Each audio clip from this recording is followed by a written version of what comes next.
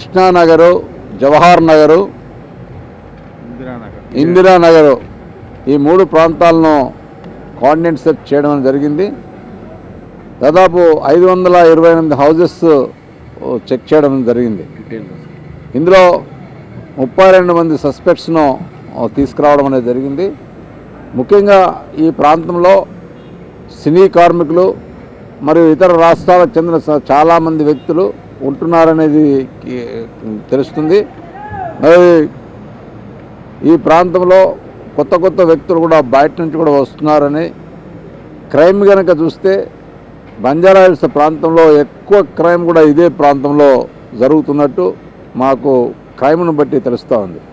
మరి దాన్ని దృష్టిలో పెట్టుకుని ఈ ప్రాంతంలో దాదాపు వెస్ట్ జోన్ పరిధిలో ఉన్న అందరు అధికారులు, 4 ఏసీపీలు, 13 మంది ఇన్స్పెక్టర్స్, 26 మంది సబ్ ఇన్స్పెక్టర్స్తో పాటు దాదాపు 300 మంది సిబ్బందితో 12 పార్టీలుగా విభజించి అండ్ కార్డన్ చేసి చెక్ చేయడం అనేది, ఇల్లు కూడా తనిఖీ చేయడం అనేది జరిగింది.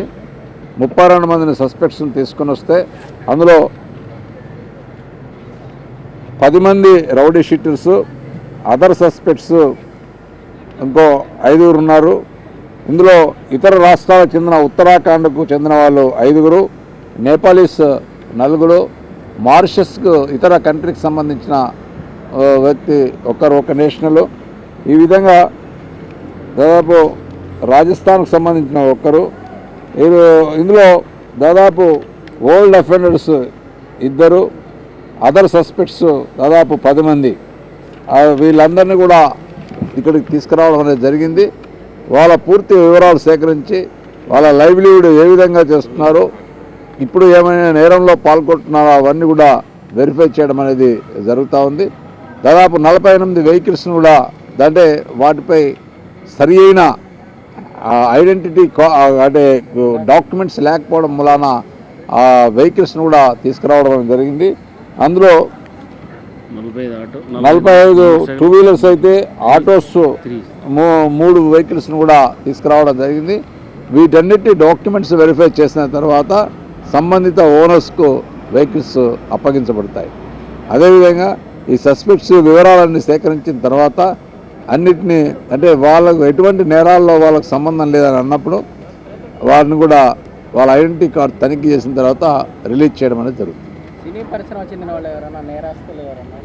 ఇప్పటి వరకు మనం ఈ ప్రాంతంలో చాలామంది సినీ కార్మికులు, సినీ పరిశ్రమకు సంబంధించిన ఆ డిజైన్స్లో కానీ అందులో చేసే లేబర్లో కానీ చాలామంది ఉన్నారు. కానీ ఇప్పటి వరకైతే వీళ్ళు మా దృష్టికి, అంటే సినిమా మ్యూజిక్ డైరెక్టర్స్ కూడా కొంతమంది ఉన్నారు.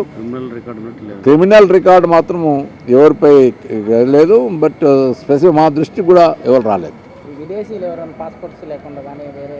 మారిషస్కి సంబంధించిన ఒక వ్యక్తి నేషనల్ ఉన్నాడు. మరి అతనితో అన్ని పాస్పోర్ట్స్ ఉన్నాయి. నేపాలీస్కి సంబంధించిన కొంతమంది ఈ గుర్కాలుగా పనిచేసే వాళ్ళు, ఏర్పాటు నుంచి వచ్చిన వాళ్ళు ఒక 4-5 ఉన్నారు. వాళ్ళ పూర్తి వివరాలు కూడా సేకరిస్తూ ఉన్నాం.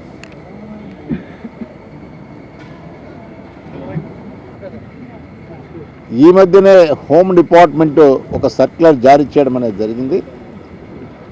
అంటే ఇతర రాష్ట్రాల్లో ఏదైనా సెక్యూరిటీ సంస్థను ఏర్పాటు చేస్తున్నప్పుడు పూర్తిగా వెరిఫై చేసిన తర్వాతనే వాటిని ఇవ్వడం అనేది జరుగుతుంది. మరి గతంలో ఇక్కడ కూడా ఆర్డర్స్ అంటే సర్క్యులర్స్ ఉన్నా కూడా దాన్ని ఇంతవరకు ప్రాపర్గా ఇంప్లిమెంట్ చేయలేకపోయాము. చాలామంది సెక్యూరిటీ గార్డ్ సంస్థలు చాలామంది కూడా, అంటే వాళ్ళకు సరి అయిన, అంటే సెక్యూరిటీ గార్డ్ తీసుకోవడంలో కానీ వాళ్ళ సంస్థను మెయింటైన్ చేయడంలో కానీ అని రూల్స్ రెగ్యులేషన్స్ మెయింటైన్ చేయకుంటున్నాయి. కొన్ని సంస్థలు మాత్రమే మనకు సరిగ్గా మెయింటైన్ చేస్తూ ఉన్నారు. వాటిని కూడా రెగ్యులేట్ చేయడానికి కొన్ని అంటే సర్క్యులర్లో కొన్ని నియమాలు అనేది ఇవ్వడం జరిగింది. వాటి పరిధిలో ఉన్న వాళ్ళకు మాత్రమే మరి ఇప్పుడు ఫ్యూచర్లో అలో చేయడం అనేది జరుగుతుంది. హోమ్ డిపార్ట్మెంట్కి చేయాలి. Home department